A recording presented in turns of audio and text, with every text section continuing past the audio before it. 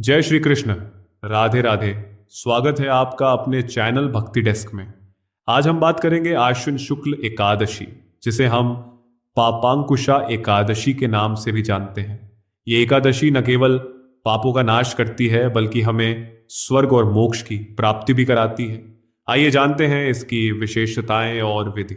इस एकादशी के दिन भगवान पद्मनाभ की पूजा विधि पूर्वक करनी चाहिए। इसके फल स्वरूप व्यक्ति मनवांछित फल प्राप्त करता है।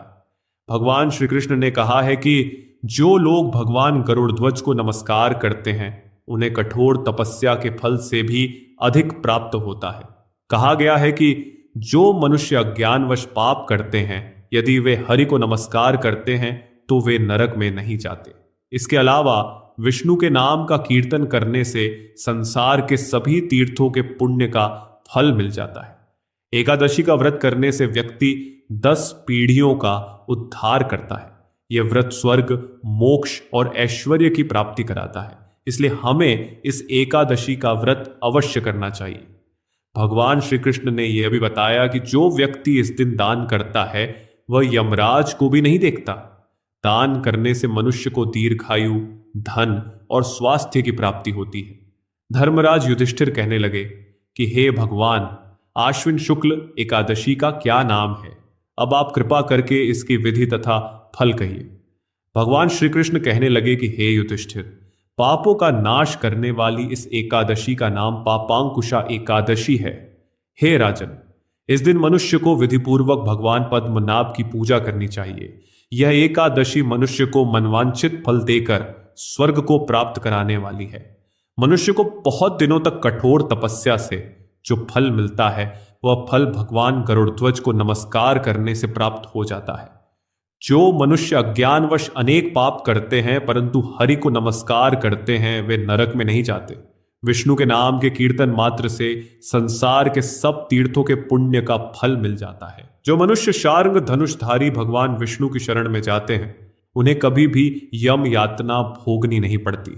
जो मनुष्य वैष्णव होकर शिव की और शैव होकर विष्णु की निंदा करते हैं वे अवश्य नरकवासी होते हैं।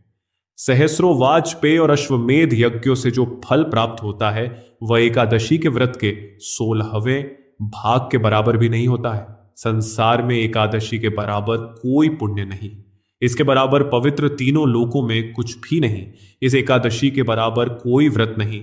जब तक मनुष्य पद्मनाभ की एकादशी का व्रत नहीं करते हैं तब तक उनकी देह में पाप वास कर सकते हैं।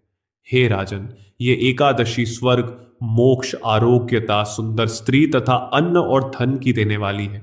एकादशी के व्रत के बराबर गंगा, गया, काशी, कुरुक्षेत्र और पुष्कर भी पुण्यवान नहीं है। हरिवासर तथा एकादशी का व्रत करने और जागरण करने से सहज ही में मनुष्य विष्णु पद को प्राप्त होता है। हे युधिष्ठिर, इस व्रत के करने वाले 10 पीढ़ी मातृपक्ष, 10 पीढ़ी पितृपक्ष, 10 पीढ़ी स्त्री पक्ष तथा 10 पीढ़ी मित्र पक्ष का उद्धार कर देते हैं। वे दिव्य देह धारण कर, चतुर्भुज रूप हो, पीतांबर पहने और हाथ में माला लेकर गरुड़ पर चढ़कर विष्णु लोक को जाते हैं। हे राजन, बाल्यावस्था, युवावस्था और वृद्धावस्था में इस व्रत को करने से पापी मनुष्य भी दुर्गति को प्राप्त न होकर सद्गति को प्राप्त होता है।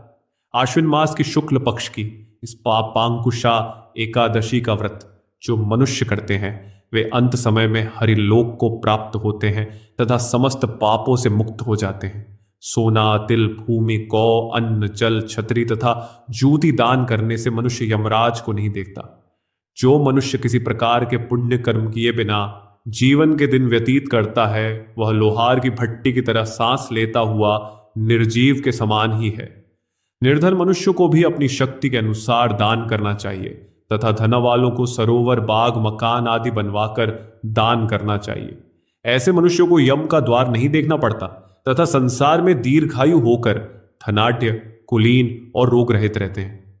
भगवान श्री कृष्ण ने कहा, हे राजन, जो आपने मुझसे पूछा वह सब मैंने आपको बतलाया। अब आपकी और क्या सुनने की इच्छा है? तो दोस्तों, यह थी पापांकुशा एकादशी के बारे में जानकारी। इस एकादशी का व्रत करके हम न केवल अपने पापों से मुक्ति पा सकते हैं बल्कि अपने पूर्वजों का उद्धार भी कर सकते हैं। आशा है कि आप सभी इस एकादशी का पालन करेंगे। अगर आपको यह वीडियो पसंद आया हो तो कृपया लाइक और शेयर करें और हमारे चैनल को सब्सक्राइब करना न भूलें। धन्यवाद।